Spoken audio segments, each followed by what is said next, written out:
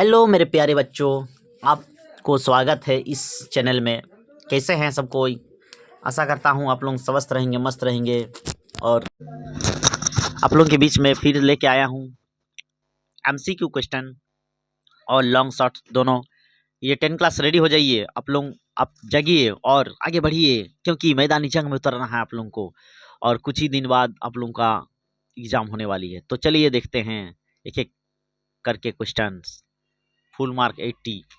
राष्ट्रवाद की पहली अभिव्यक्ति किस क्रांति से शुरू हुई थी? ये फ्रांसीसी क्रांति अनुसार सही आंसर हो जाए फ्रांसीसी क्रांति। या 9 क्लास से हम लोग पढ़ते आ रहे हैं, फ्रांसीसी क्रांति राष्ट्रवाद की शुरुआत हुआ था। ठीक है। सेकंड क्वेश्चन, रक्त और लोह की नीति अवलंबन किसने किया था? ये आपका आंसर बिस्मार्क, ओटोमन बिस्मार्क ने किया था रक्त और लोह की नीति का अवलंबन। चलिए नेक्स्ट क्वेश्चन देखेंगे। हिंद स्वराज, हिंद स्वराज किसके द्वारा लिखा गया था? हिंद स्वराज महात्मा गांधी के द्वारा लिखा गया था। ठीक है ना। तो चलिए स्टूडेंट, इसी तरह मैं आप लोगों को क्वेश्चन देता रहूंगा, बहुत जबरदस्त क्वेश्चन रहेगा।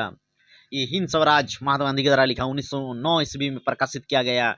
ये महात्मा गांधी के द्वारा स्वराज और आधुनिक सभ्यता पर अपने विचार किए थे। ठीक है। तो ये मूल रूप से गुजरात में लिखी गई थी। तो चलिए आगे बढ़ेंगे। क्रूर जलियांवाला नरसंहार कहाँ हुआ था? तो देखिए, क्रूर यानी बहुत भयानक तरह से मौत किया गया, वहां पर जलियांवाला हत्याकांड हुआ था। और ये कहाँ पर हुआ था, कौन सा शहर में? देखिए अमृतसर, अमृतसर पंजाब में जलियांवाला हत्याकांड हुआ था। यह घटना कब हुआ था? 13 अप्रैल 1919 को हुई थी, जब ब्रिटिश सेनाओं ने बैसाखी मेले के दौरान कहा वहां जमा हुए थे और निहत्थे लोगों पर गोली चलाई गई थी।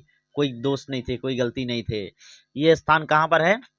यानी जलियांवाला हत्याकांड पंजाब, अमृतसर का पंजाब है ना, अमृतसर यानी पंजाब में।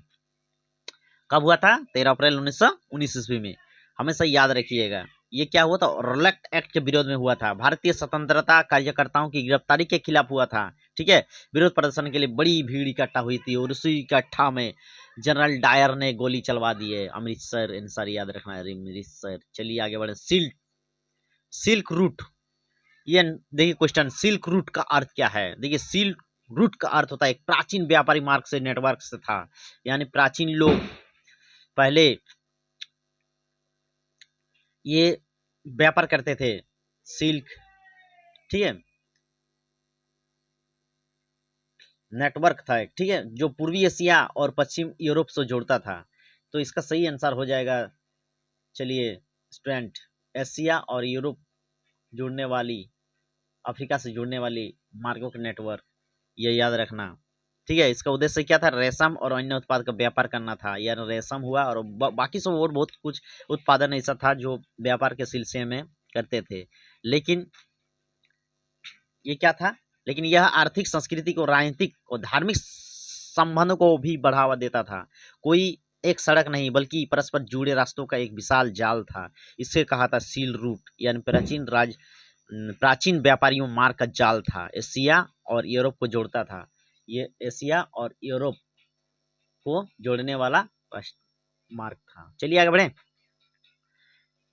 आर्थिक महामंदी की शुरुआत कब हुई थी? चलिए इसको देखते हैं मेरे प्यारे बच्चों लोग। आर्थिक महामंदी की शुरुआत 1919 में हुई थी, सॉरी 29 में, 1929 में हुई थी, जो अक्टूबर यानी 1929 में न्यूयॉर्क स्टॉक एक्सचेंज में बड़ी गिरावट के साथ हुई थी और जल्द ही पूरे विश्व में फैल गई। इसे दुनिया के इतिहास का सबसे लंबी और गंभीर मंदी माना जाता था, जिसमें 1930 के दशक के दौरान दुनिया का अर्थव्यवस्था को प्रभावित किया गया था। इसका शुरुआत कब हुई थी? महामंदी की शुरू 1929 के शेयर बाजार के क्रैश से हुई थी, जिसे विशेष रूप से 24 अक्टूबर 1929 को ब्लैक थर्डस या 29 अक्टूबर 1929 को ब्लैक ट्यूसडे के रूप में जाना जाता था, है ना।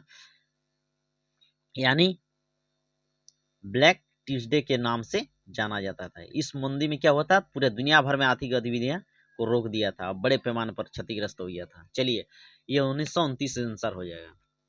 उसके बाद क्वेश्चन देखिए, आलू अकाल किस देश से हुआ था? चलिए आलू अकाल के बारे में डिस्कस करते हैं। ये आलू अकाल महान अकाल था, ये ग्रेट फेमानाइन आयरलैंड में पड़ा था। कहां पर? आयरलैंड, जो 1800 कितना में 1945 से सॉरी गलत हो गया था 1845 से 1849 तक चला था। इस अकाल का कारण आलू की फसल में लगी एक बीमारी थी जिसे लेग ब्लाइट कहते थे। इन बीमारियों ने आयरलैंड की आलू का फसल बर्बाद करके रख दिया था, जो इस समय आबादी के लिए कुछ खास स्रोत था। ठीक है ना, चलिए आगे बढ़ें।